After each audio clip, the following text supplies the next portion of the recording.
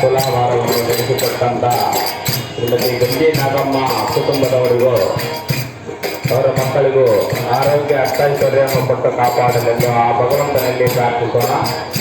ತದನಂತರ ಗ್ರಾಮದತ್ತ ಶ್ರೀ ಪದ್ಮಾವತಿ ದೇವೇಂದ್ರಪ್ಪ ದಂಪತಿಗಳು ಕೂಡ ಶ್ರೀಗಳ ತುಲಾಭಾರದ ಕಾರ್ಯಕ್ರಮವನ್ನು ನೆರವೇರಿಸಿಕೊಡಬೇಕಾಗಿ ವಿನಂತಿ. ಗ್ರಾಮದತ್ತ ಶ್ರೀಮತಿ ಪದ್ಮಾವತಿ ದೇವೇಂದ್ರಪ್ಪ ಇವರ ಕುಟುಂಬದವರು ಸಮಯದ ಅಭಾವ, ದಯಮಾಡಿ ತುಲಾಭಾರ ನೆರವೇರಿಸಿಕೊಡುವಂತಹ ದಂಪತಿಗಳು ಬೇಗನೆ ವೇದಿಕೆ ಮೇಲೆ ಬರಬೇಕಾಗಿ ವಿನಂತಿ.